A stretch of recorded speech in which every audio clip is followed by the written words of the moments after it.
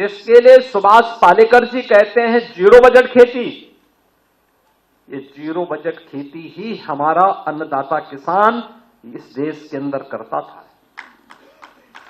ये वही खेती थी, गाय का गोबर, गाय का मूत्र, गाय से जुड़े हुए उत्पाद, गाय का खुर उस धरती को मुलायम भी करता था, उसकी उर्वरता को भी बनाता था। परिणाम क्या होता था? खूब अन्न उत्पादन होता था, खूब अन्न उत्पादन होता था, धन धान्य से परिपूर्ण था। कहते हैं भारत पे जब इस्लाम ने पहला हमला किया था, उस समय भारत की आबादी यानी उसके बाद भी सन 1100 तक भारत के अंदर हिंदुओं की आबादी 60 करोड़ थी, 60 करोड़।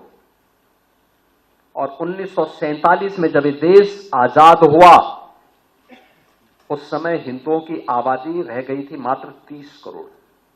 आप मुझे बताइए, इन 800-900 वर्षों में हमारी आबादी बढ़नी चाहिए थी कि कम होनी चाहिए थी? कम हुई।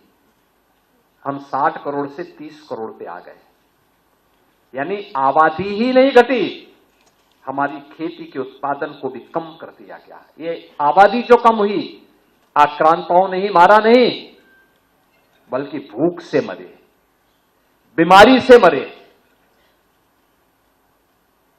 तमाम अन्य प्रकार की यातनाओं से मरे। विदेशी दासता ऐसे ही होती है। इस देश पे वही किया गया,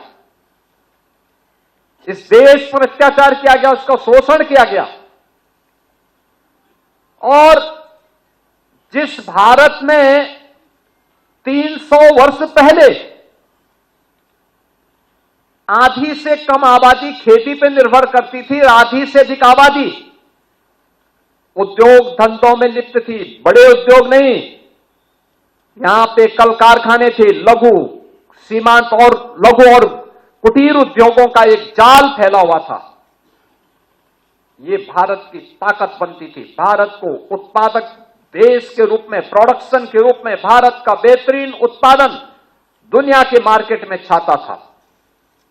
दुनिया का व्यापारी यहां आता था, यहां से लेके जाता था, यहां से व्यापारियों का काफला अपना सामान पहुंचाता था। क्या नहीं था भारत के पास? सब कुछ तो था।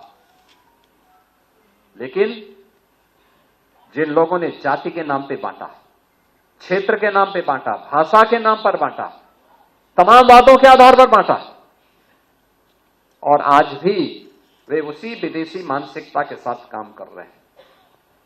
समाज को विभाजित कर रहे हैं, विभाजन कर रहे हैं, बांट रहे हैं, काट रहे हैं।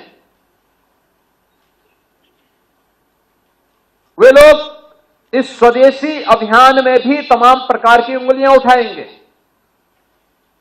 लेकिन प्रधानमंत्री जी का जो कहना है कि हम जो भी भारत के श्रमिकों के श्रम से बना हो, हमारे युवाओं की प्रतिभा से आगे बढ़ाओ, वह कोई भी उत्पादक जो भारत की धरती पर भारत के उद्यमी, भारत के व्यापारी, भारत के श्रमिक, भारत के युवा, इन सबके सामूहिक प्रयास से आया है, उस पूरे उत्पाद को स्वदेशी मान करके उसके लिए हमें एक एक व्यक्ति को तैयार करना है और उसी को खरीदने के लिए लोगों को कहना है।